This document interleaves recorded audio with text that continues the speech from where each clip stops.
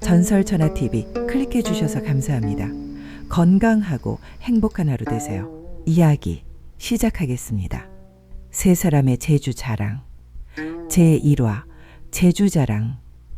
어느 고을에 특별한 재주가 있는 세 사람이 친한 벗이 되어 지내고 있었다. 그 하나로 말할 것 같으면 관상쟁이였다. 사람의 얼굴을 보면 대번 그 길 흉화복을 알아보는 놀라운 재주를 지니고 있었다. 그 둘을 말할 것 같으면 침 잘 놓는 침술가였다. 숨이 곧 넘어가는 사람도 진맥하여 침을 놓을라 치면 언제 그랬냐는 듯 화사하게 화색이 돌며 살아나는 것이었다. 그 셋으로 말할 것 같으면 지관이었다. 바람과 물의 흐름을 살펴보아 산세를 읽어 자리를 잡으면 거기가 영락없는 명당이었다. 어느 늦은 봄날 주막집에서 한 잔 술을 교환하며 거나하게 취한 이들은 서로에게 제 재주가 천하의 최고라고 으름장을 놓으며 자랑들을 하고 있었다. 그러다가 그 자리에서 서로 의기투합하게 되었다. 이 길로 셋이 함께 집을 나서 누구 재주가 으뜸인지 서로 재주를 견주어 보자는 것이었다.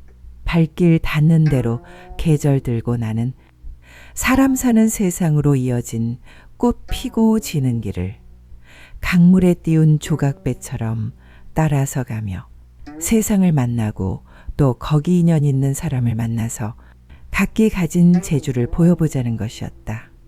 본시 이들의 본업은 글 읽는 선비였다.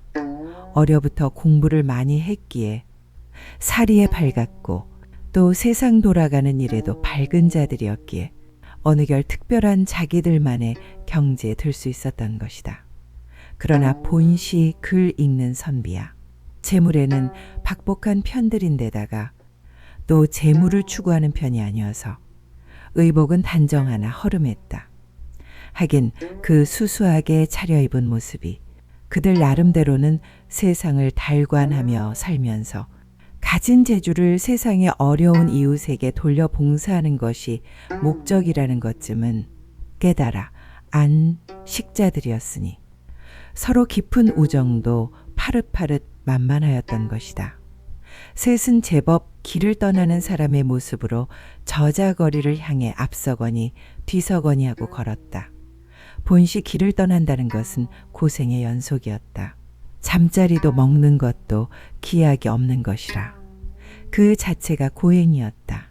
그러나 인생이란 것이 애초에 태어나면서부터 생이라는 먼 길을 떠난 것을 운명으로 하여 시작한 것이라고 한다면 떠난다는 것은 그 운명에 순응하는 일이었다. 하긴 떠나야 또 깨달음도 얻는 것이었다. 시쳇말로 그들이 천하의 특별한 재주를 가졌다 손치더라도 그것을 저 아비규환의 세상사를 만나 그 속에서 펴지 못한다면 아무짝에도 쓸모없는 것이었다. 선비의 의는 불의를 만났을 때 비로소 빛이 나야 했다. 불의를 만났어도 쓰지 못할 의를 배웠다면 이는 무슨 소용이 있겠는가. 부유한 자의 이는 가난을 만났을 때 써야 비로소 빛이 나는 것이었다. 가난을 만났는데도 쓰이지 못할 자신만을 위한 재물을 쌓아두고 있다면 어찌 그를 부유하다고 할 것이며 또 인한 사람이라고 할 것인가. 무사의 칼은 전쟁을 만났을 때 비로소 빛을 발하는 것이었다. 난세를 만났는데도 칼을 쓰지 못한다면 그는 무도를 익힌 무사가 아닐 것이다. 아니 아무 쓸모없는 잡것에 불과할 것이며 그가 관직에 있다면 백성의 피를 빠는 녹이나 밥을 축내는 기생충에 불과할 것이었다. 시대를 만났는데도 그 쓰일 곳에 정작 쓰이지 못하고 제 편안한 삶이나 구하며 제 지위나 명예나 부나 권력이나 탐하고 있다면 이는 사회의 암적 존재가 될 것이다.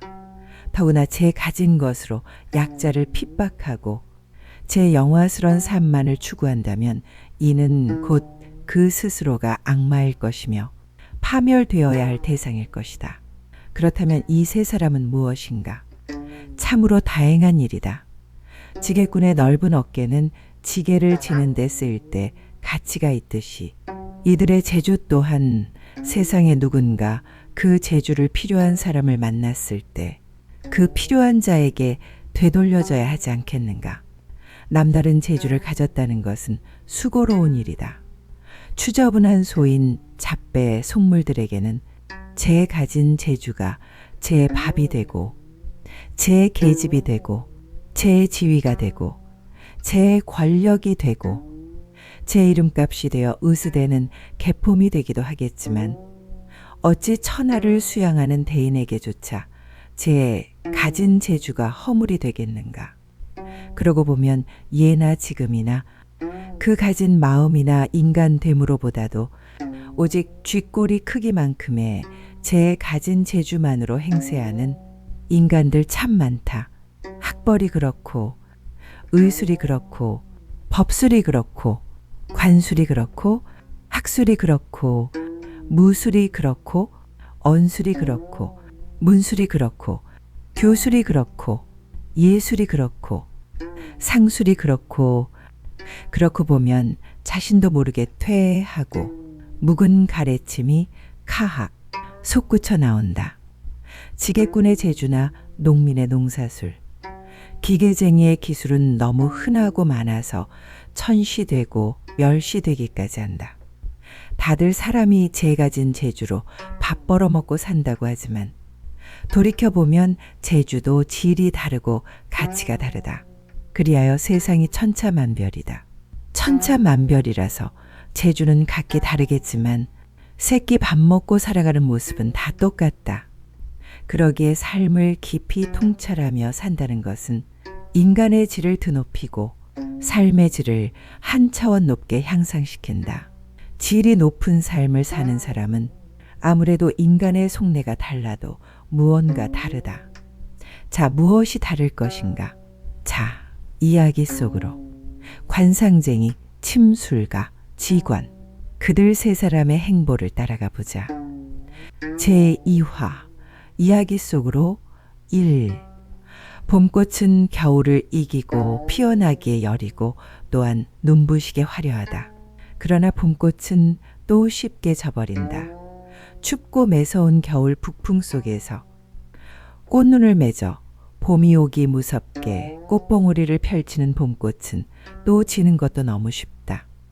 그래서 꽃은 10일밖에 붉지 못하다. 화무십일홍이라고 했는가. 인생도 마찬가지다.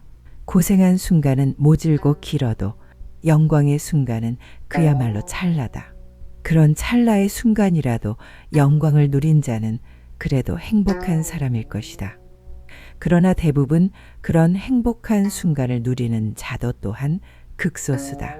하지만 젊음은 누구에게나 주어진다.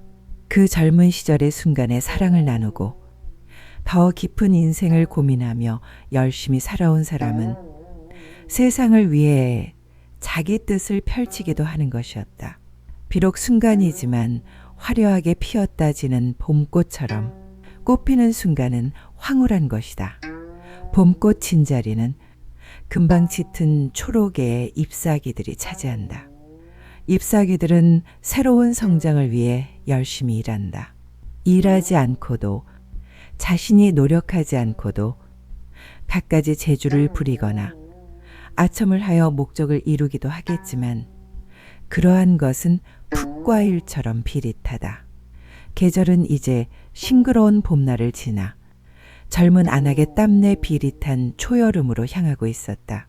여름은 불볕 태양과 천둥과 번개와 소나기를 잉태한 격동의 계절이었다.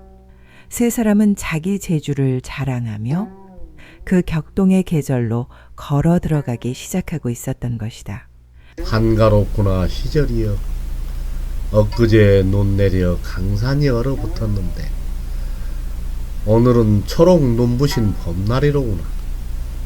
어제는 내 언방에서 시린 발 어루만졌거니 오늘은 한 잔 술에 취해 온갖 꽃 구경하는구나. 인생사 이와 같으니 그대들 봄이라고 너무 취하지들 말게나. 사나운 북풍 불어오면 초록은 모조리 시들고 말지니. 앞서 걷던 관상쟁이가 흥에 취해 느릿느릿 한 구절 시를 읊조렸다. 옳거니 그대 주역의 대자연의 변화 원리를 노래하시는구려. 지관이 관상쟁이의 시를 듣고 그 의미를 감상하는 말을 했다. 오이, 지금은 시절이 좋아. 저 상수리 나무 같은 것들이 초록을 뽐내며 특세하는 시절이지만 곧 이놈 세상에 가을이 와서 무설이라도 내리는 날에는 저 초록이 시들어 금방 누렇게 죽어버리지 않겠는가? 어찌 지금 제 세상이라고 하여 그게 영원할 것이고 또 지금 푸르다고 하여 저것이 진짜 푸른 것이겠는가? 관상쟁이가 말했다. 맞네 그려. 시절이 좋으면 온갖 것이 살아나고 그중 가장 성질이 억센 것들이 세상을 통째로 제 것인 양 차지하고 말지. 저 질긴 칡넝쿨을 보게나 이제 손을 뻗쳐 오르기 시작했으니 저 소나무 한 그루를 통째로 친친 감고 올라가 위세를 잔뜩 부리겠지. 지관이 말했다. 제 재주는 별것 아니면서도 온갖 아첨으로 남의 기세를 빌어 득세하는 무리가 어디 한둘이던가. 하긴 그것도 재주라면 재주지만 말이야. 그렇지. 그러기에 호랑이 없는 거울에 여우가 왕노릇하게 되고 또 여우조차 없으면 쥐새끼가 호령하게 되는 법이라네. 교활하게 사기치는 그 재빠른 쥐새끼의 재주를 누군들 따를 수 있겠는가? 지관이 고개를 끄덕이며 말했다. 맞는 말일세.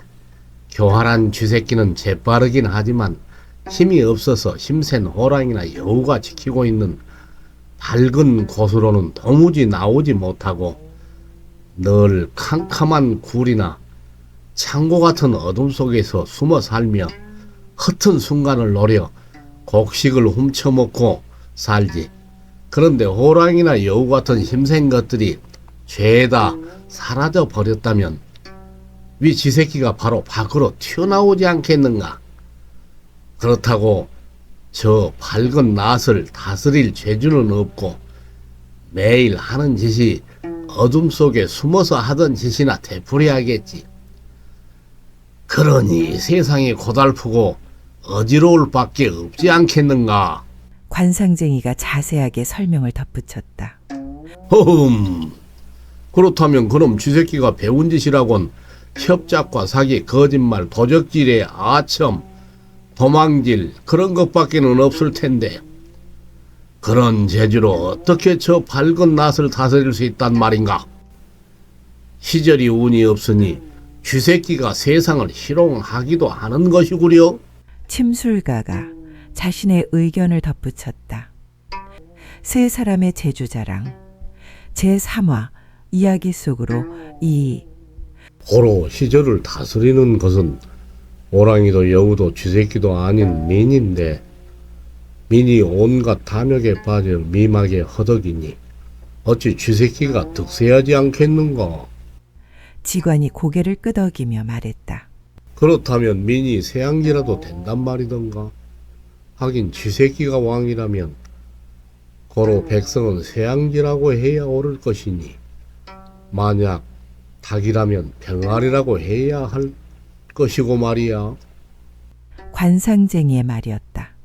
민이 호랑이가 되어야 비로소 호랑이가 득세하는 세상이 되는 법일세.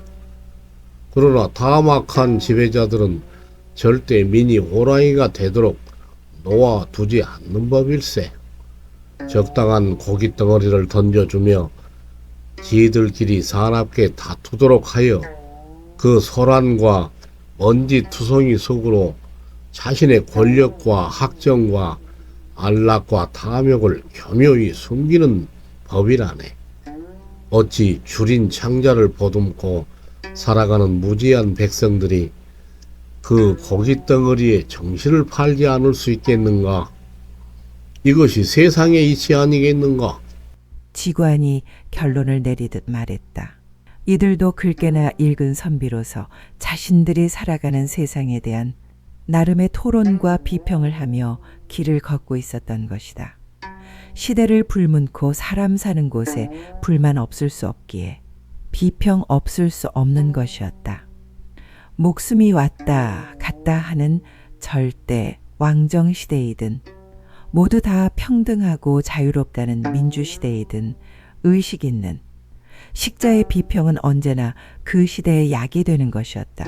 그래서 현명한 군주는 비록 마음에 들지 않고 성에 차지 않더라도 뛰어난 성현을 옆에 두고 늘 그의 말에 귀를 기울였고 또 그를 숭앙하였던 것이다. 그를 사납게 내치는 것보다도 그를 숭앙했을 때 자신에게 돌아오는 이익이 더 크다는 것을 현명한 군주는 잘 알고 있었기 때문이었다. 고깃 덩어리에 취한 민이라 참 기가 막힌 표현이로구려. 그거 참 그 고깃 덩어리. 침술가가 고개를 갸우뚱거리면서 재미나다는 듯 말했다. 어지럽구나 시절이여. 사시 푸른 송죽의 기상은 어디 가고 마른 숲엔 맹호의 표요 사라지고 하늘엔 참매의 날개짓 없나니 한갓 쥐새끼가 여의주를 안고 세상을 희롱하는구나. 한갓 참새의 날갯짓이 천하를 가름하는구나. 타락한 신음소리 천하에 가득한데 어디 이 슬픈 나그네의 빈 마음 기대 천하를 바로 겨눠볼 것이냐. 관상쟁이가 한 소절 시를 덧붙였다. 참으로 좋은 시로구나. 이 혼탁한 천하사를 어디에다 기대 대장부의 뜻 이룰 것이냐. 지관이 맞장구를 쳤다. 이렇게 그들은 서로의 깊은 속내를 죄다 드러내놓고 교환하면서 시절을 비평하며 오순도순 정겨운 길을 재촉하고 있었다. 아니, 한 시절을 유유자적 한가로이 논일고 있었던 것이다.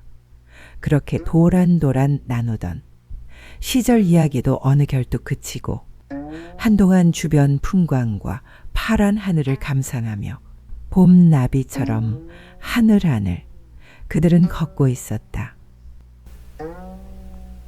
어이 지관, 우리가 길을 가더라도 이거 심심해서 되겠는가? 재미있는 이야기라도 한 소절 읊어보시게나. 제법 여름 흉내를 내는 태양이 따갑게 내리쬐는 길을 앞서 걷던 침술가가 한참 만에 침묵을 깨고 말했다. 지관의 입담이 제법 구수하고 달콤한 데가 있어 길 가는데 심심하니 이제 재미있는 이야기 한마디 하라는 것이었다. 그려 자네가 이야기 한 소절 들려주면 우리 가는 길이 더 좋지 않겠나? 관상쟁이도 침술가의 말을 거들었다. 현지에 봄꽃 만발하여 향기 진동하고 새소리 맑게 우는데 내 시끄러운 소리를 보태 더 못하겠나? 맨 꼬랑지에 달랑붙어 따라오는 지관이 말했다. 그래도 그대 이야기 한 소절 보태진다면 세상사가 더 구수해지지 않겠나? 침술가가 재촉했다. 그래? 그렇다면 내 이야기 한마디 하겠네. 자네들 내 장가 가는 법 가르치기라는 옛날 이야기 하나 들려줌세. 옛날에 꼬리 셋 달린 암여우 빨간 고추밭 매던 시절에 지관이 구부러진 밭둑길을 걸으며 느릿느릿 이야기를 꺼냈다. 세 사람의 제주자랑, 제4화 장가 못 간 노총각. 어느 산골 마을에 늙은 아버지와 나이 30이 넘도록 장가를 못 간 아들이 살고 있었다. 전답은커녕 상추 한 포기 꼽을 땅 없는 두 부자가 매일 하는 일은 남의 품을 팔러 가거나 나무를 해와 장에 내다 팔며 근근히 살아가는 것이었다. 늙은 아버지는 30이 넘도록 장가를 가지 못한 아들이 늘 걱정이었다.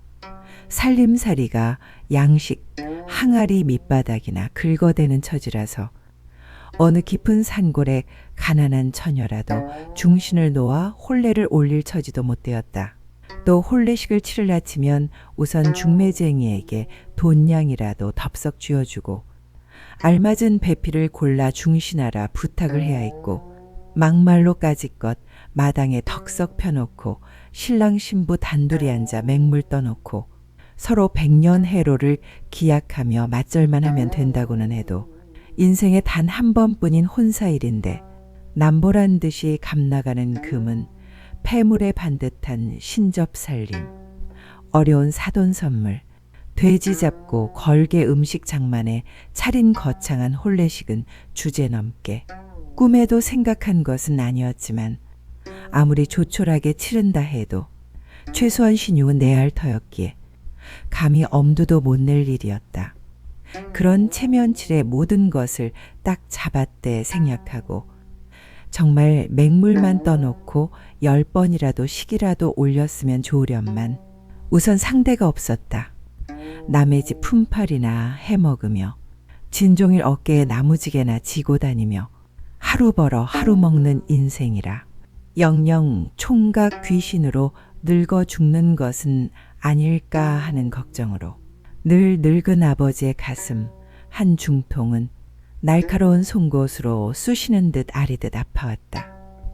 지난 설을 쇠고는 나이가 1살 더 먹어버린 아들을 바라보는 늙은 아버지는 속에서 내심하지 못할 부하가 불끈 치밀어 올랐다. 자식 낳아 길러 배필이라도 만나 사는 것을 보고 죽어야 할 텐데 며느리 손자보기는커녕 이러다간 영영 그만일 듯만 싶었다. 그때마다 가슴 깊은 곳에서 한숨이 절로 터져 오르는 것이었다.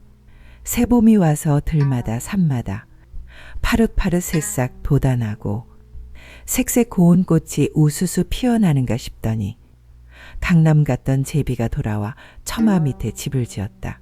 제비 부부가 오순도순 흙을 물어다 부산하게 집을 짓고 알을 품는 모양을 바라보는 늙은 아버지의 가슴 속에는 더욱 슬픔이 몰려드는 것이었다. 저런 미물인 제비도 암수가 만나 서로 쌍쌍이 즐겁게 오순도순 살아가는데 나는 자식을 낳았어도 제 짝을 만나게 하지 못했으니 언제 염라대왕 보낸 저승사자 찾아와 죽을 지모를 이 늙어가는 애비의 마음 천근만근이로구나. 늙은 아버지는 파란 하늘을 바라보며 절로 터지는 한숨을 푸 하고 길게 내쉬었다. 그런데 보니 아들은 아침나절 나무 한 짐을 해와 마당 귀퉁이에 작대기로 받쳐놓고는 세상 모르고 마루에서 내 활개를 펴고 드르렁 코까지 골며 낮잠을 퍼질러 자고 있었다. 문득 아버지는 30여 년 전 어느 눈 많이 내린 겨울날 아들을 낳던 때를 떠올렸다. 무릎까지 빠지게 눈이 내려 산계곡에서 눈에 묻혀 파득거리는 산토끼며 꿩을 통째로 그냥 주워올 수 있었던 날이었다.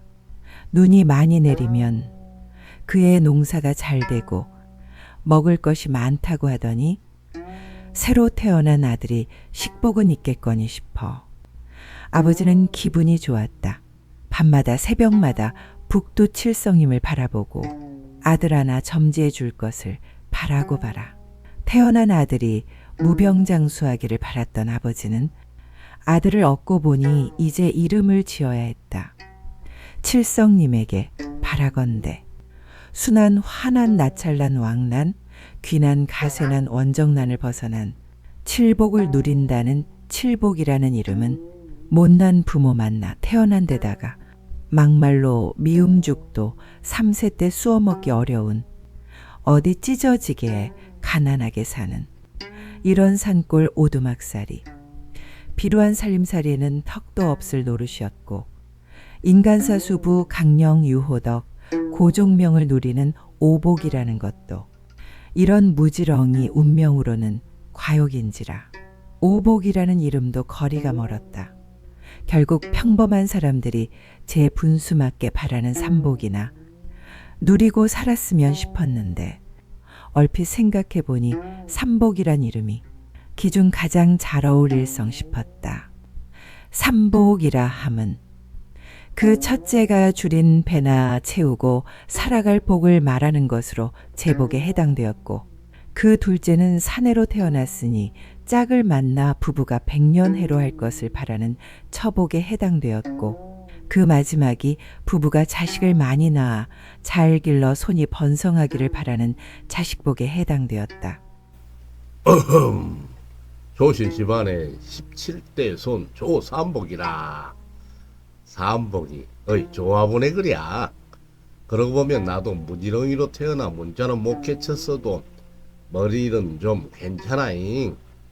나도 정승판서 대감집에 태어났으면 장원 급제감 아니겠냐. 암튼 조삼복이 아주 좋아보네.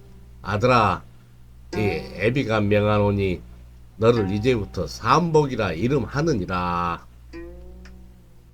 아들 이름을 꿰나 제 힘으로는 고심하여 지었던 아버지는 속으로 자화자찬까지 했고 그 즉시 아들 이름은 삼복이라 정해졌다.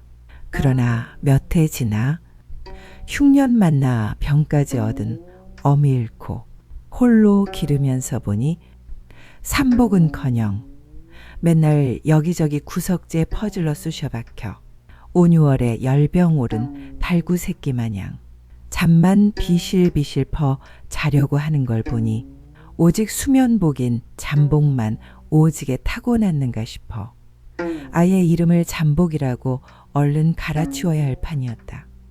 이쯤에 생각이 미친 늙은 아버지는 순간 화가 머리끝까지 치받쳐 올라 헛간 옆에 기대어 세워둔 빗자루 몽둥이를 낚아채듯 집어들고 달려가 대번 냅다 아들 삼복의 다리통을 후려치며 소리쳤다. 이 미친놈아, 가라는 장가는 안 가고 잠복만 오지게 타고났나? 맨날 잠만 퍼질러 자면 어떻게 되냐? 아닌 밤중에 홍두깨 맞은 듯 다리에 빗자루를 3개 얻어맞은 삼복이 벌떡 일어나 앉으며 다리를 만지작거리다가 눈을 쓱쓱 비비면서 늙은 아버지를 멍하니 바라보았다. 이방 무슨 일 났는가요?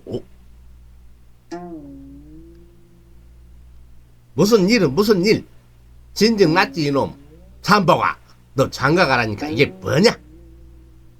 무슨 영문인지 이제 알았다는 듯 삼복이 머쓱한 표정을 지으며 머리를 긁적거렸다.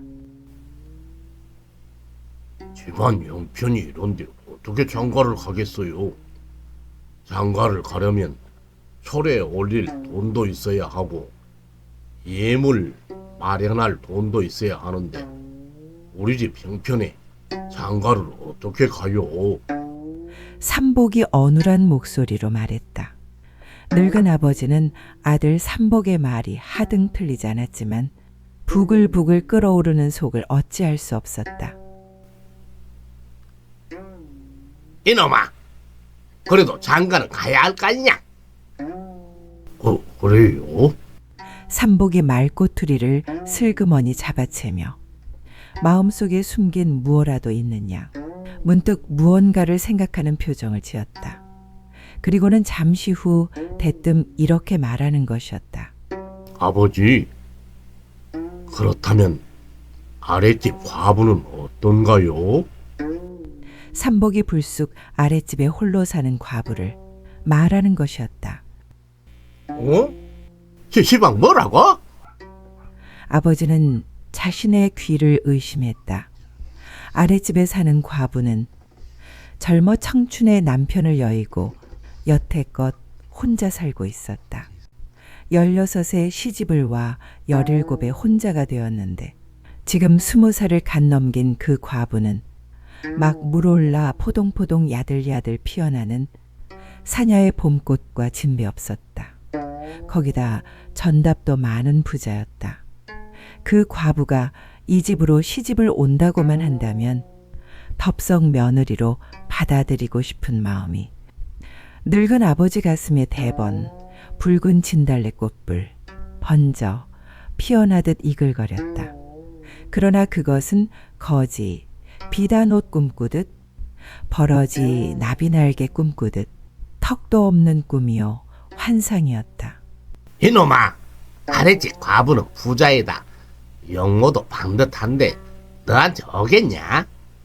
그 말을 들은 삼복은 금세 삶은 무시래기같이 시들해진 표정으로 한동안 고개를 주걱거리다가 늙은 아버지를 바라보며 돌연 입을 열었다.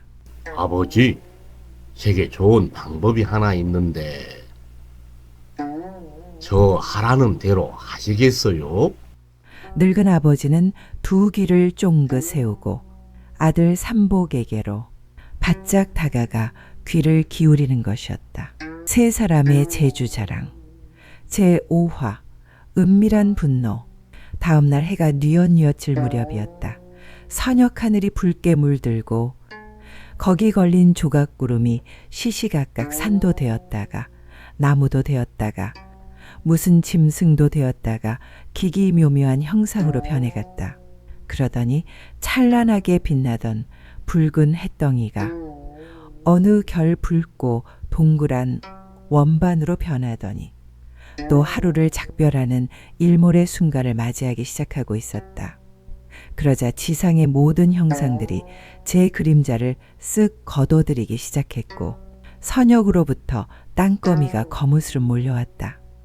이제 잠시 후면 동산 위쪽 하늘에 희미하게 뜬 낫달이 밝은 제 형상을 또렷이 드러내놓고 봄밤의 정취를 만끽할 것이었다.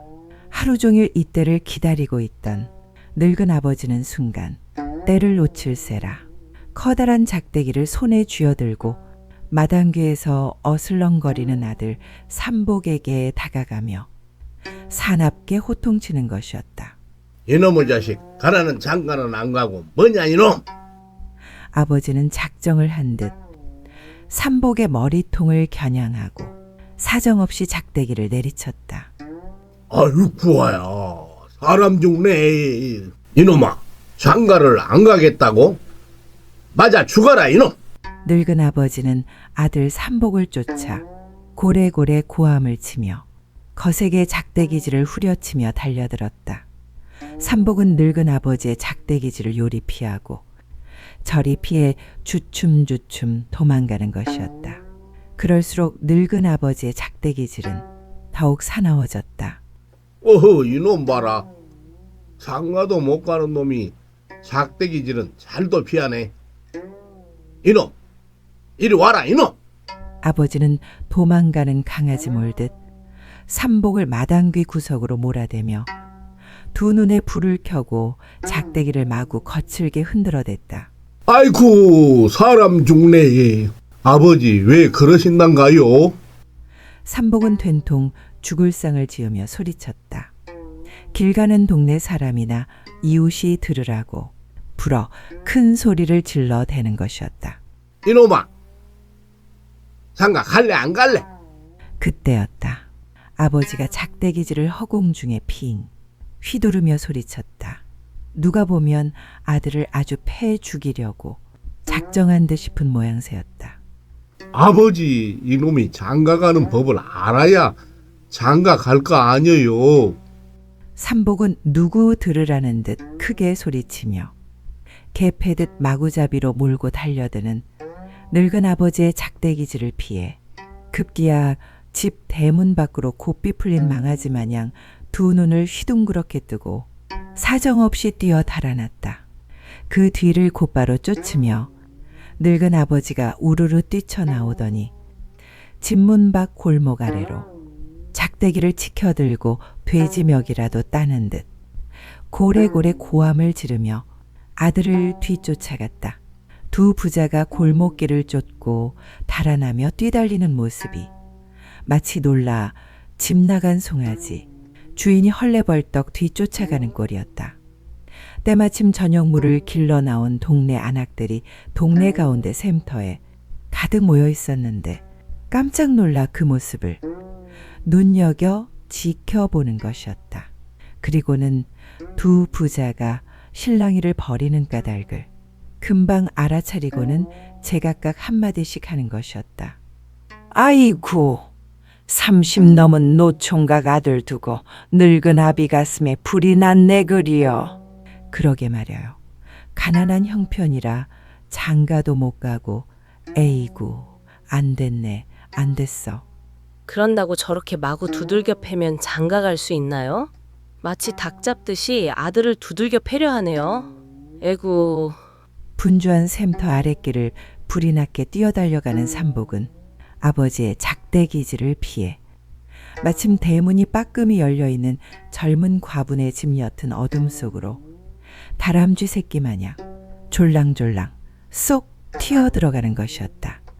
작대기를 치켜들고 곧 때려 죽일 듯이 뒤쫓아 따르던 늙은 아버지는 삼복이 과분의 집 대문 안으로 반짝 사라지자 그 언저리 어정쩡하게 서서 요리조리 눈방울을 굴려보고는 두어 차례 사납게 소리쳤다. 장가도 못 가는 이놈! 오늘 집에 들어오면 너 죽는 줄 알아라, 이놈!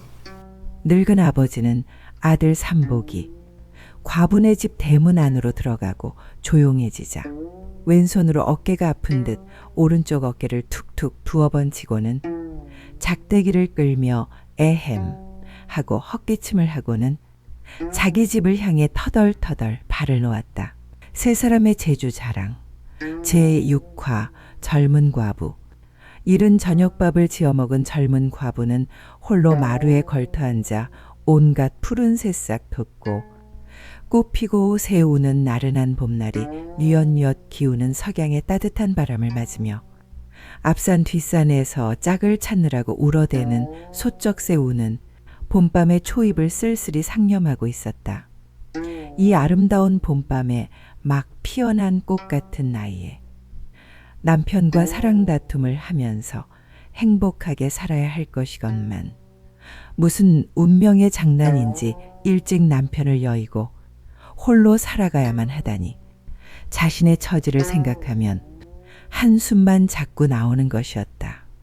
이렇게 한평생 독수공방 홀로 저물어 가야만 하나. 피 뜨거운 젊은 날을 밤마다 홀로 지새우는 젊은 과부의 고운 얼굴에 시름이 깊어만 가고 있었다. 더더욱 대지의 은밀한 곳에 생명의 물기촉촉이 고이는 만물이 소생하는 봄에는 젊은 여인네의 마음도 왠지 먼 남녘 바다 건너에서 불어오는 봄바람처럼 싱숭생숭 설레는 것이었다.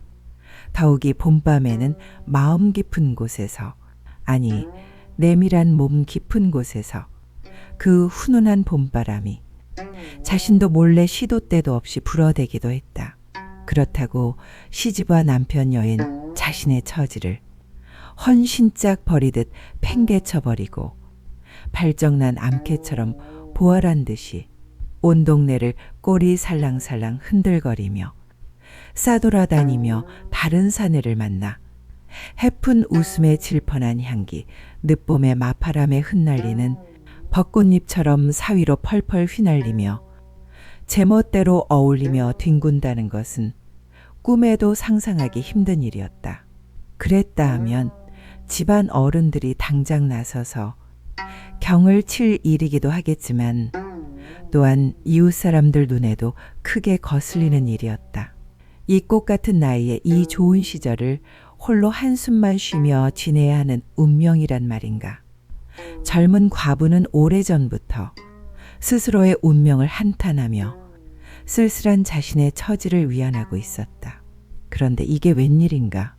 윗집 어느 쪽에서 성난 늙은 사내에 봄밤의 정적을 송두리째 쨍그렁 사기 그릇 던져 깨는 사나운 고함 소리가 수차례 들리는 것이었다.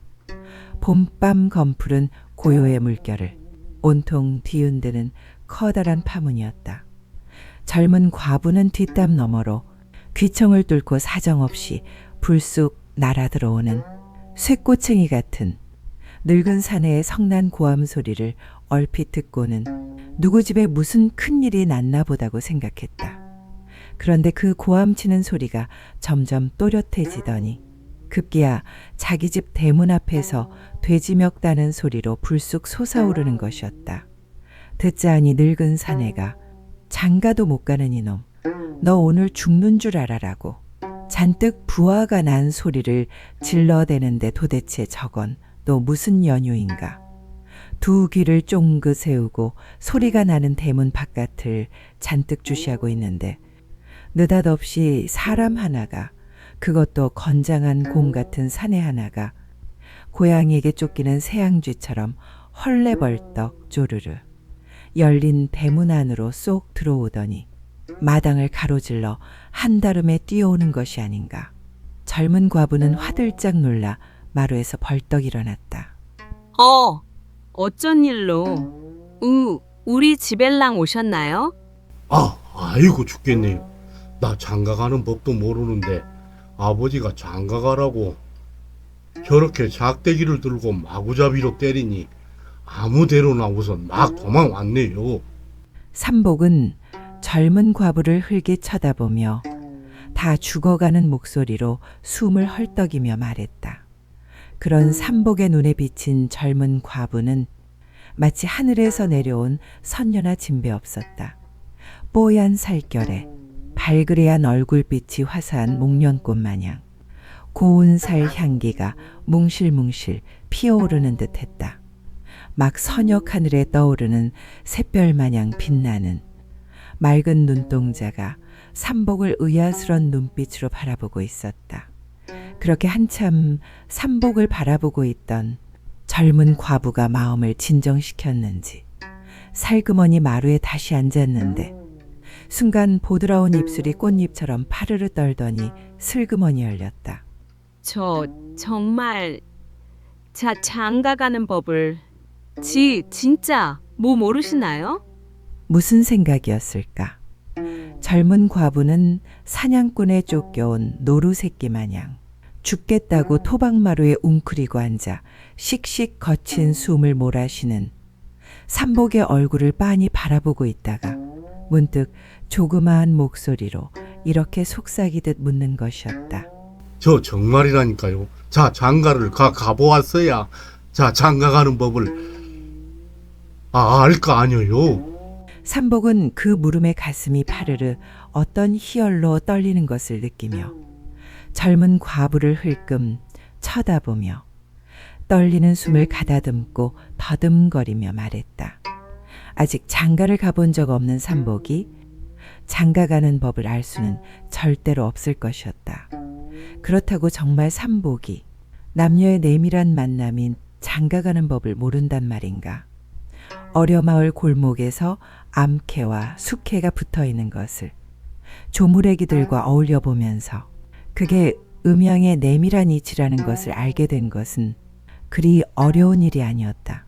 나무지게를 지고 산에 올라 소나무 위에 둥지를 틀고 알을 낳아 새끼를 기르고 사는 산비둘기며 산새의 모습을 보면서 그것이 암수의 내밀한 사랑을 통한 번식이라는 것을 아는 것도 그리 어려운 일이 아니었다. 풀을 베다가 만난 방앗개비며 소금쟁이며 메뚜기 암수 2마리가 꽁지가 엉겨 붙어 있는 것을 보고 그것이 그들의 사랑법이라는 것을 아는 것은 그리 어려운 일이 아니었다.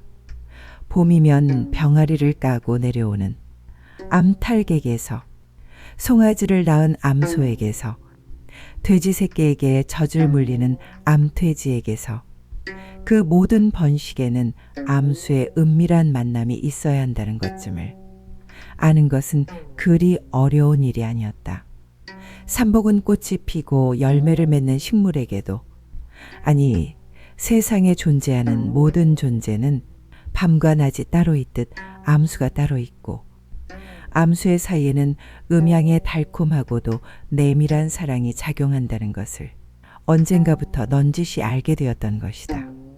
그것은 사랑이었고 풍요였고 평화였고 아름다움이었고 행복이었다. 수탉이 암탉의 등을 타고 오르고 숙해가 암캐의 꽁무니를 타고 오른다는 것은 대자연의 엄연한 이치였다. 사내가 나이 들어 사랑하는 여인을 만나 장가를 든다는 것 또한 자연의 이치였다. 자연의 이치는 암수가 서로 은밀히 만나 사랑을 나누고 사랑의 열매인 새끼를 낳아 기르도록 되어 있는 것이었다. 꽃이나 방앗개비나 수탉이나 암탉에게 숙해나 암캐에게 아무도 음양의 이치나 암수의 내밀한 사랑을 나누는 법을 가르쳐 주지 않았어도 그들은 사랑을 나누고 새끼를 번식하는 것이었다. 그리하여 삼복은 마을의 누구네 아들과 누구네 딸이 서로 만나 시집 장가를 간다는 것은 암수의 내밀한 사랑을 나누는 것을 의미하는 것이었고 그런 사랑 끝에 어여쁜 아들이나 딸을 낳게 된다는 것을 진즉부터 알고 있었던 것이다. 그렇게 시집 장가가는 모습을 볼 때마다 삼복은 부러웠다. 그리고 자신도 어느 결 건강한 수컷이라는 것을 거뭇거뭇 콧수염이 돋아나고 은밀한 곳에 거웃이 돋아날 무렵부터 벌써 깨달아 알고 있었다. 그러나 가진 것 없는 자신에게는 이 자연의 이치가 맞아 떨어지지 않는다는 것을 넌지시 알아챘을 때 삼복은 이 세상에서 최초로 절망했다. 아무래도 자신의 처지로서는 사랑하는 여인을 만나 알뜰살뜰 단란한 가정을 꾸려 살아갈 길이 막막하기만 했다.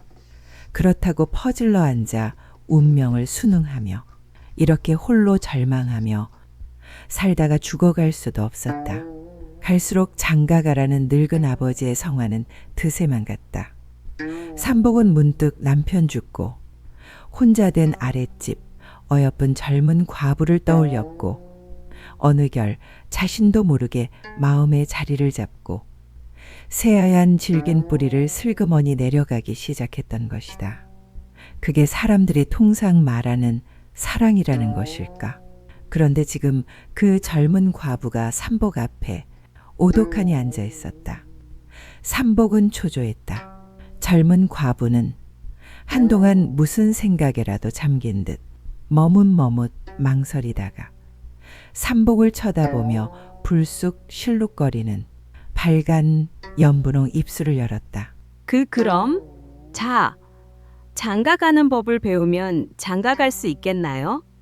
세 사람의 제주 자랑, 제7화 장가가는 법 배우기. 응? 이게 뭐란 말인가? 그 말을 들은 삼복은 두 귀가 번쩍 트였다. 정말 젊은 과부는 삼복이 장가가는 법을 몰라 장가를 못 간다고 생각했을까? 아니면 30 먹은 장가도 가지 못한 가난한 노총각이 측은해서 그랬을까? 그것도 아니라면 무엇이 젊은 과부의 마음을 자꾸 움직이게 하고 있는 것일까? 그렇죠. 배우면 그깟 장가 못 가겠어요. 순간 희색이 만면한 삼복은 그 말을 기다렸다는 듯이 배고픈 참새 모이 쪼듯 얼른 말했다. 그 말을 들은 젊은 과부가 잠시 머뭇거리더니 무언가를 결심한 듯 속삭이듯 말했다.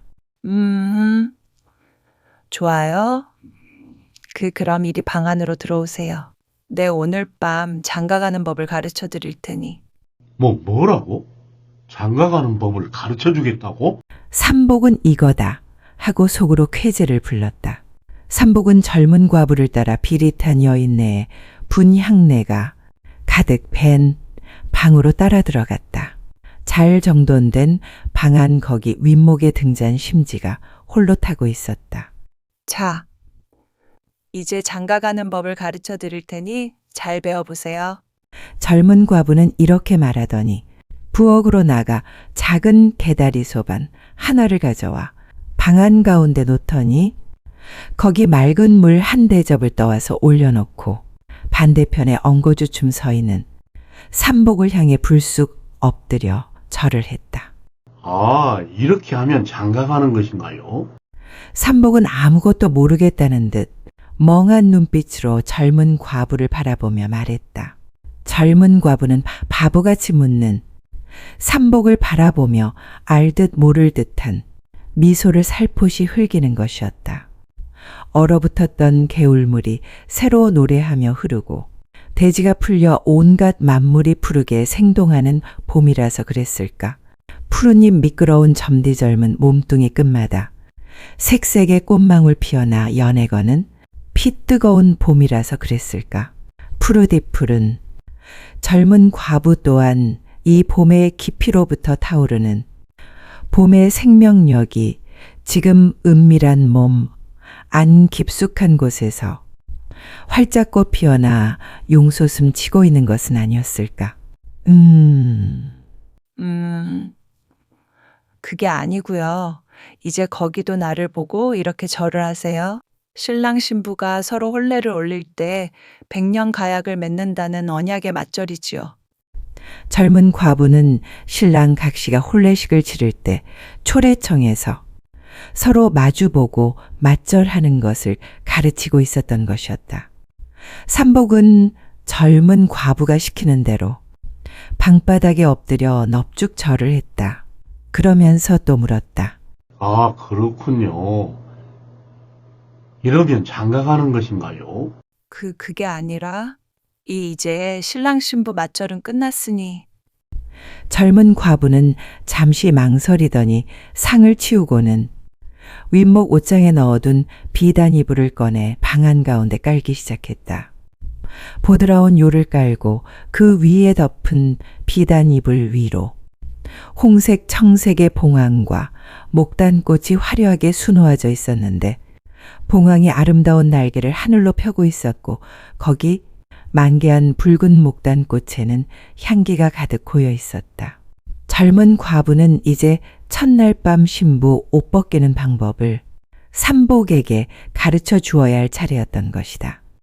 과부는 이부자리 요 위에 다소곳이 앉아 삼복에게 말했다. 이제 신부 옷을 벗길 차례입니다. 젊은 과부는 수줍은 얼굴로 어서 와서 이 저고리를 벗겨내리라고 다소곳이 조용한 눈빛을 보내는 것이었다. 그런가요? 어떻게 하는 건가요? 벌써부터 가슴이 사정없이 오르락 내리락 흥분으로 쿵쾅거리는 삼복은 거친 숨을 삼키며 마른 침을 꿀꺽 삼켰다. 그러나 도무지 뭐가 뭔지 모르겠다는 듯 떨리는 목소리로 삼복이 말했다. 이리 가까이 와요. 어서 이 저고리 고름을.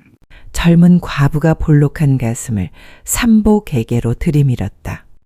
삼복은 깊은 숨을 크 몰아쉬며 젊은 과부에게로 가까이 다가가 떨리는 손끝으로 저고리 고름을 잡고는 슬그머니 툭 잡아당기는 것이었다.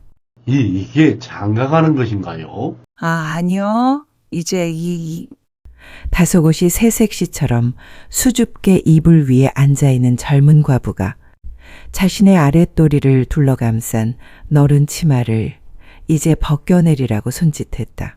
삼복은 뜨겁게 솟구쳐 오르는 숨을 깊이 몰아 삼키고는 떨리는 손끝을 과부의 허리춤으로 가져갔다. 더듬더듬 젊은 과부의 허리춤을 더듬으며 조그만 치마끈을 찾았다. 삼복은 그 끝을 붙잡고는 슬그머니 힘을 주었다. 팽팽하게 당겨지던 치마끈이 어느 순간 그 한계치를 풀고 툭 풀려나왔다. 그러면 이게 장가가는 것인가요? 저기 이제 이불 속으로 들어오세요. 젊은 과부가 속삭이듯 말하며 윗목에서 이 광경을 모조리 지켜보며 뜨겁게 타오르고 있는 등잔불을 바라보았다. 삼복은 후 하고 뜨거운 입김을 불어 등잔불을 꺼버렸다. 칠흑 어둠이 순식간에 방 안을 삼켜버렸다. 삼복은 조심스럽게 젊은 과부의 이불 속으로 누에처럼 파고 들어갔다. 삼복은 이불 속에 반드시 누워 말했다. 이러면 장가가는 것인가요? 그 소리를 들은 젊은 과부가 더듬더듬 삼복의 손을 덥석 붙잡더니 슬그머니 제 속저고리를 들추고는 가져가는 것이었다. 이러면 장가가는 것인가요? 삼복이 또 물었다. 그런데 젊은 과부는 말이 없었다. 당순간 삼복은 나 몰라라 하고는 거난 암말 같은 젊은 과부의 몸을 날쌘 말같이 찰나에 번쩍 타고 오르는 것이었다. 세 사람의 제주자랑, 제8화 장가가기. 살 향내가 달콤하게 코를 찌르는 푸근한 젊은 과부를 삼복은 이제는 더는 참지 못하고 와락 끌어안고 마는 것이었다. 아, 순간 젊은 과부의 짧은 외마디 비명이 달콤하게 입술 사이로 낮게 새어나왔다. 삼복은 온몸이 온통 하늘 멀리 구름 위로 붕 떠서 아늑한 곳으로 뜨겁게 휘말려 들어가는 듯한 짜릿한 전율이 온몸을 휘감아 오는 것을 느끼고는 단숨을 크 들이마시며 온 힘을 다했다. 그럼에도 삼복은 한 곳으로 깡그리 몰입되어 가는 마음 한 가닥을 애써 휘어잡으며 능청스럽게 입 밖으로는 하던 말을 또 반복적으로 되뇌었다. 이러고 하는 것이 장가가는 것인가요? 그래요. 그 소리에 젊은 과부는 삼복의 목덜미를 자신도 모르게 달싹 끌어안는 것이었다. 이러고 하는 것이 장가가는 것인가요? 삼복은 소나기 몰려오듯 강하게 격노하던 몸을 홍수 둑방이 무너져 내리듯 격정적으로 놀렸다가 다시금 천천히 먼 강을 향해 가는 강물처럼 몸을 무겁게 움직이며 하던 말을 다시 되뇌었다. 그래요. 삼복은 젊은 과부가 요구하는 대로 사납게 밀물져 흘러넘치는 물방아처럼 몸에 힘을 주었다. 그 순간 둘은 자신의 존재조차도 새까맣게 지워져 버리는 찰나의 황홀한 짜릿한 쾌락을 동시에 맞이했던 것이었다. 둘은 한동안 고요히 밀려오는 너른 바다의 긴 낙조 같은 수평선 너머 물들어오는 평온한 어둠의 순간을 고요히 응시하고 있었다. 그것은 평화였고 사랑이었고 오랜만에 맛보는, 아니 삼복에게는 인생에서 최초로 맛보는 가슴 가득 차오르는 환희였다. 아마도 봄 생명의 탄생과도 같은 희열이 한바탕 몰고 간 뒤에 몸이 주는 나른한 성취감과 일체감에서 오는 평온 같은 것이었던 것이다. 그 순간 삼복과 젊은 과부는 그로서 완전하게 하나가 되어버렸던 것이다. 그것은 자연이 준 본성 그 자체에 대한 순응에서 오는 고요히 가슴 가득 차오르는 행복이었다. 삼복과 젊은 과부는 그날 밤 서로를 뜨겁게 탐닉하며 한잠도 자지 않고 대지의 생명 가득 파릇하게 살아오르는 물기 젖은 비릿한 봄밤을 뜨겁게 불태웠다. 그 불은 갈망과 번민과 고독과 우울과 체념과 한숨으로 버무러진 오랫동안 무거운 서로의 갈증을 태워버리기에 충분했다. 아니, 그 갈증을 모조리 소진에 태워버리도록 둘은 서로를 향해 한 조각의 재도 남김없이 아낌없는 완전 연소를 향해 타오르려고 최선을 다했던 것이다.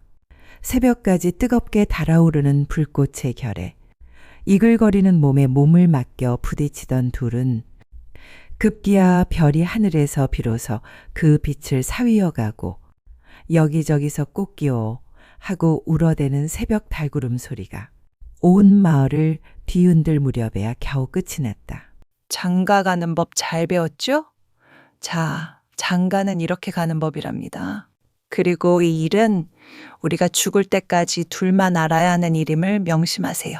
만약 이 일이 다른 사람에게 새어나가면 큰일이니 남의 눈에 띄지 않게 동트기 전에 살그머니 이곳을 나가야 합니다. 잘 알겠지요? 젊은 과부는 조용히 옆에 누워있는 삼복의 귀에 보드라운 입술을 대고 혹여 누가 들을 새라 숨을 죽이며 가만가만 속삭였다. 암요, 이렇게 장가가는 법까지 친절히 일러주었는데 그것 하나 지키지 못하겠어요? 삼복은 걱정 말라고 목소리에 힘을 주어 다짐하듯 말하는 것이었다. 그러면서 날이 밝기 전에 나가라는 젊은 과부의 말은 들은 채 만취하고는 다시 젊은 과부를 더듬더듬 어루만지기 시작했다. 아, 이러시면 안 됩니다. 곧 동이 터오르면 사람들이 나다녀요. 젊은 과부는 삼복의 손을 제 오른손으로 꽉 붙잡아 거칠게 딱 잡아떼며 단호하게 말했다. 그럼에도 삼복은 막무가내로 젊은 과부를 질기게 파고들었다. 이미 치를 것 다 치른 바에야 더 이상의 비밀이 둘 사이엔 있을 수 없었던 것이다. 삼복은 젊은 과부의 귀에 제 뜨거운 입술을 가까이 대고 속삭이는 것이었다. 잊어먹지 않게 딱 한 번만 더 장가 가보고 가겠습니다. 밤새워 8차례나 장가를 갔으면서 또 가본다고요? 젊은 과부는 흠칫 놀라며 소리쳤다. 매일 눈만 뜨면 나무지게나 지고 산골짜기나 누비면서 살아온 터라 머리가 워낙 나빠서 이렇게 잘 가르쳐 주신 것을 죄다 잊어먹어버릴까 싶어 그렇습니다. 온밤 내내 한 잠도 자지 않고 반복해서 배웠는데 설마 잊어버리겠어요. 젊은 과부가 말했다. 정말이라니까요. 일 보고 돌아서면 바로 까먹는 버릇이 있어서 중요한 것은 꼭 10번씩 다시 해보고 외우곤 하는 버릇이 생겼어요. 10번씩 다시 해보고 되새기에 챙겨야 겨우 기억이 날 정도라니까요. 삼복이 너스레를 떨었다. 후후후후후 참. 젊은 과부가 참지 못하고 웃음을 터뜨리며 삼복의 넓은 가슴을 툭 치며 어루만지는 것이었다. 잊어먹지 않게 한 번만 더 배워보고 싶군요.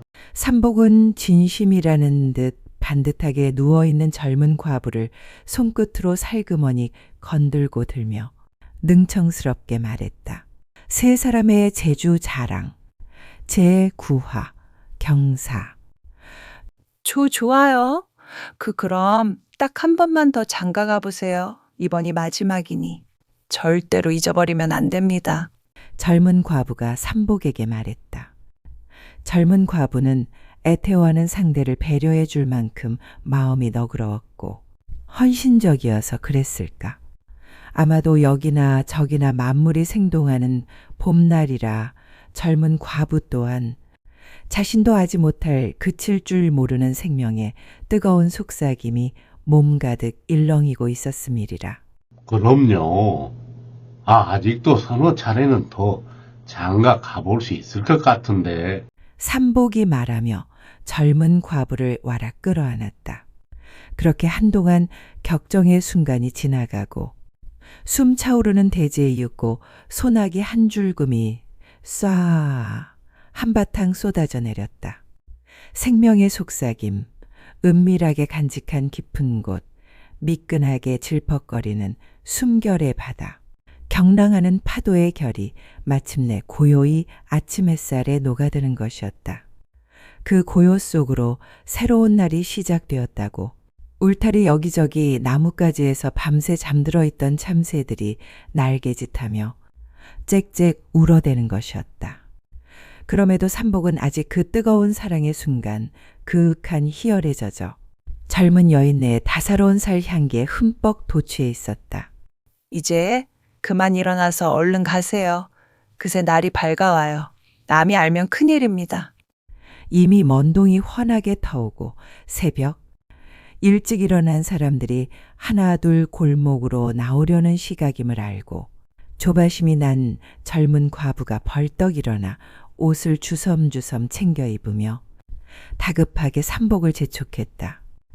삼복은 못 이긴 척 몸을 일으켜 세우더니 벗어두었던 옷을 주워 입었다. 잠시 후 단정히 옷을 입은 삼복이 자리에서 일어나 엉거주춤 서 있는 젊은 과부를 향해 엎드려 무릎을 꿇고 고개를 깊숙이 숙으려 절을 하며 말했다. 장가 가는 법을 가르쳐주어 참말로 고맙습니다. 이 은혜 잊지 않고 평생토록 갚겠습니다. 아니요, 무얼요. 이제 장가 가는 법을 배웠으니 아버님이 바라는 대로 장가 잘 가세요.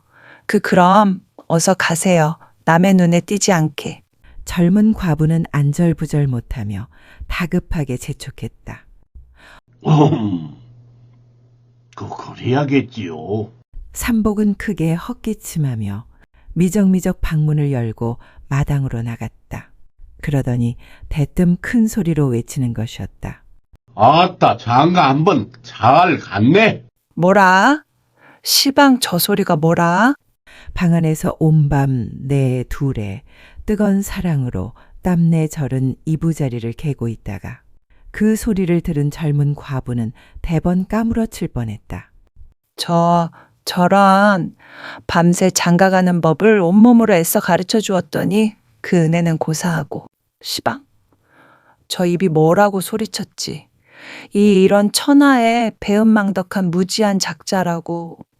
젊은 과부는 순간 숨이 킁 멎는 듯 아찔한 현기증이 머리로 치받쳐 올라 손가락을 이마로 갖다 댔다. 남편 죽고 수절하며 지내는 조신해야 할 과부가 이웃집 노총각 사내와 놀아났다고 하면 참으로 경을 칠 일이었다. 그런데 저 작자가 큰 소리로 지금 뭐라고 했는가? 젊은 과부는 느닷없는 날벼락 같은 사태를 당하고는 얼굴이 화끈 달아오르고 심장이 물방아지를 하는 것을 가까스로 참으며 놀란 토끼 새끼 마냥 시뻘겋게 화들짝 달아오른 두 눈을 휘둥그렇게 뜨고 방문 밖을 바라보는 것이었다. 당장이라도 방문을 박차고 나가 천하의 은혜도 모르는 개 같은, 아니 저 마당의 똥개보다도 못한 작자라고 사납게 드자비하고 패대기를 치면서 저자의 입을 다시는 열지 못하도록 당장 커다란 바윗돌로 쾅 하고 막아버리면 시원할 것만 같은데 도무지 그럴 수도 없었다. 그랬다가는 동네 사람들에게 내놓고 지난밤 일을 스스로 밝히는 꼴이 되고 말 것이니 더 큰 불상사가 날 것이 불을 보듯 빤한 일이었다. 아이고, 함부로 아무에게나 불쌍하다고 인정을 베푸는 것이 절대로 아닌데. 이 창피와 울분을 무엇으로 감당하랴? 젊은 과부는 두 발을 동동 구르며 설마 저 작자가 정말로 은혜도 모르는 짐승 같은 자일까 하는 기대감으로 자꾸 물방아짓는 가슴을 부여잡고 두 귀만 바짝 세우고 있을 밖에 별다른 도리가 없던 것이었다. 그럼에도 삼복은 안절부절 못하는 젊은 과부 채신 따위는 생각조차도 하지 않고 곧바로 젊은 과부네 집의 대문을 활짝 열어젖히면서 더 큰 소리로 외치는 것이었다. 아따, 장가 한번 잘 갔네. 대문 밖에는 마을의 공동 우물이었는데 벌써 시골 안악들이 여럿이 나와 물을 깃고 있었다. 항아리를 머리에 이고 나와 아침밥을 지으려고 물을 깃는 안악들이 무슨 큰 소리가 나서 대체 식전부터 누가 이상한 소리를 하는가 하고 어느 정신 나간 자가 실성을 했나 하고 두 귀를 대고 두리번거리는 참인데 거기다 대고 삼복은 있는 힘껏 크게 소리치는 것이었다.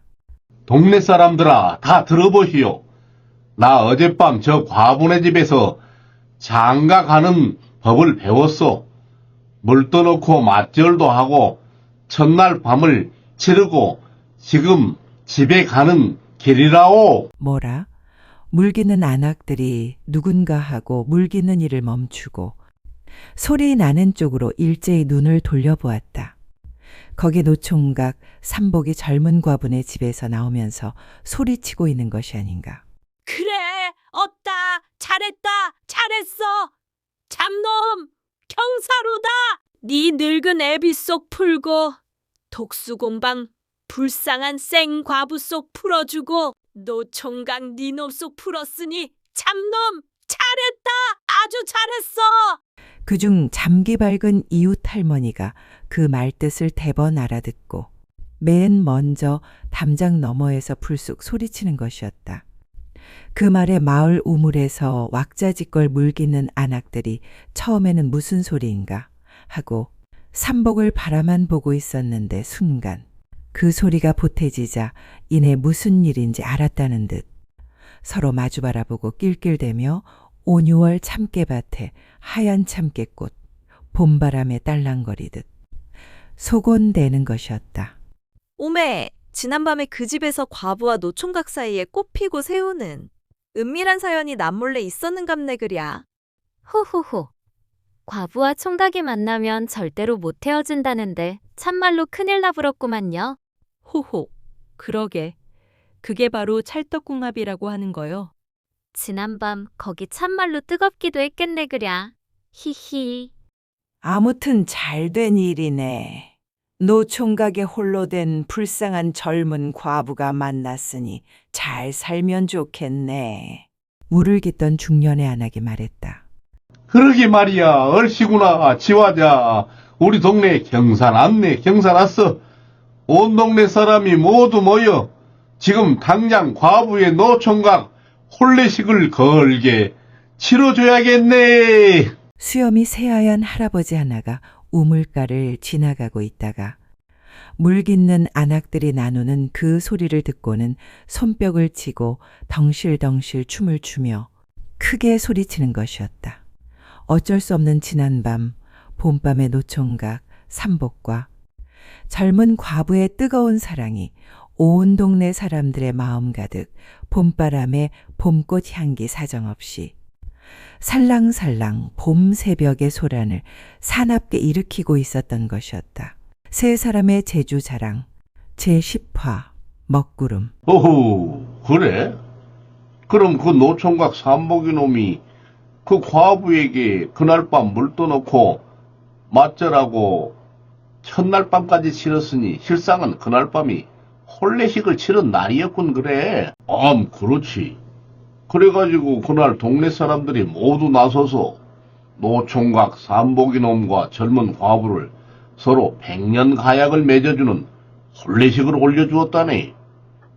그래 그 삼복이 놈과 젊은 과부가 동네 사람들에게 좋은 일도 많이 하고 아들, 딸 많이 낳고 행복하게 오순도순 잘 살았다는 이야기일세. 호호호호. 지관이 이야기를 마치며 하는 말이었다.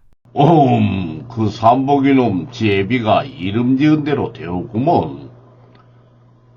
삼복이 놈이 꾀를 잘 내긴 했지만 실은 제비가 욕심 없이 이름을 잘 지은 덕이야.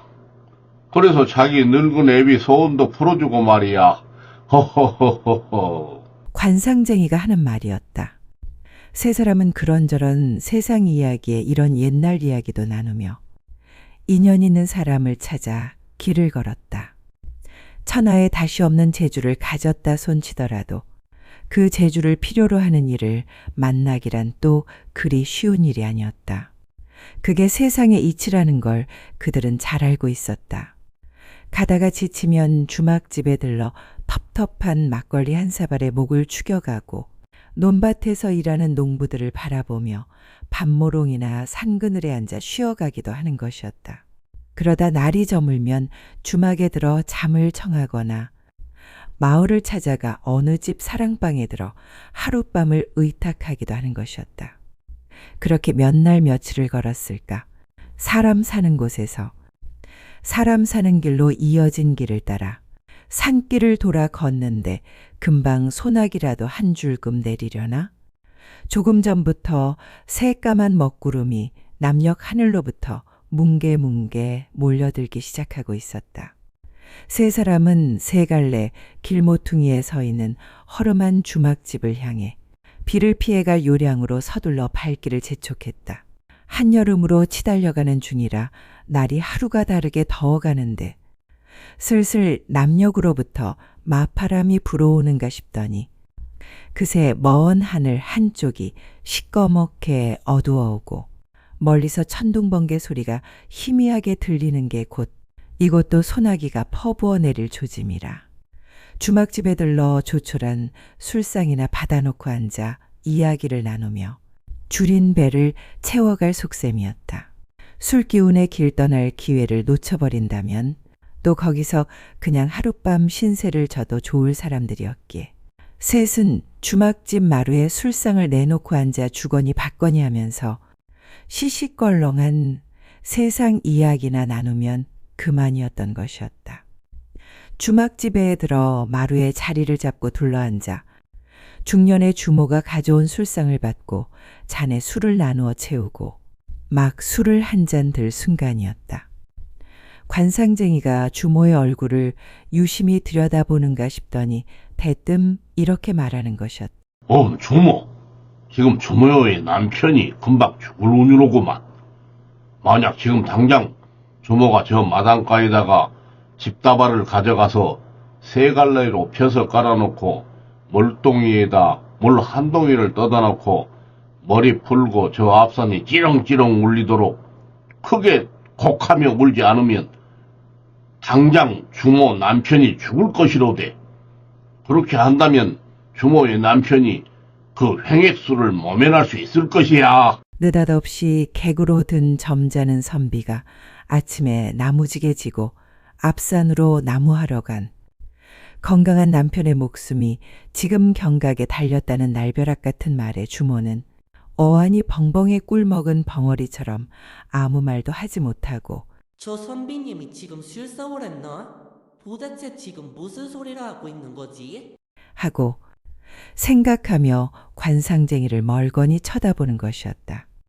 여느 시골 안악처럼 고생하고 살아온 이력이 뚜렷한 주름살진 중년의 평범한 주모의 얼굴에서 관상쟁이는 자기만이 볼 수 있는 눈으로 지금 저 여인의 남편에게 급작스럽게 몰아닥친 어떤 불길한 징조를 보기라도 했단 말인가. 지관과 침술가는 술을 들며 관상쟁이의 하는 투를 그냥 무연하게 지켜만 볼 뿐이었다. 지금 저 주막집 주모의 남편이 이 시각 어딘가에서 죽을 운을 맞이했다는데 과연 무슨 일이 닥친 것일까? 지관과 침술가는 관상쟁이 하는 꼴을 도무지 알지 못할 것이었다.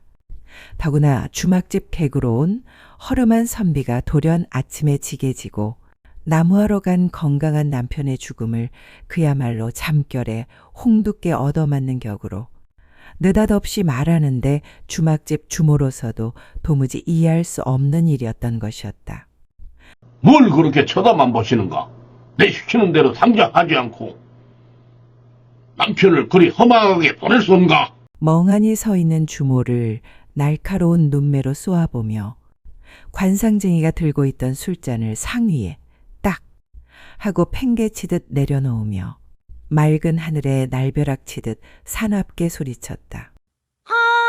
아이고, 예, 선비님, 알았구만요. 그 말에 깜짝 놀란 주모는 그제야 정신이 번쩍 드는 듯 자신도 모르게 엉겁결에 대답하고는 허겁지겁 바삐 몸을 서둘러 움직이는 것이었다. 횡액 술을 당해 당장 죽는다는 금쪽 같은 사랑하는 남편을 살리기 위해서는 무엇이든 시키는 대로 할 밖에는 없었던 것이었다. 주모는 황급히 집 한 다발을 헛간에서 가져오더니 그것을 풀어 헤쳐 세 갈래로 마당가에 쫙 펴서 깔았다. 그러더니 마을 우물가로 물 항아리를 머리에 이고 불이 나게 달려가 물 한 동이를 급히 머리에 이어와 그 옆에 놓고는 머리를 길게 풀어 헤친 채 아이고, 앞산이 찌렁찌렁 울리도록 큰 소리를 내며 땅을 치며 대성통곡하기 시작했다. 전설천하 TV 이야기 재밌게 들으셨나요? 다음 이야기 계속해서 들으시려면 구독, 좋아요, 알림 설정 꼭 해주시기 바랍니다. 오늘 하루 건강하고 행복한 하루 되세요. 감사합니다.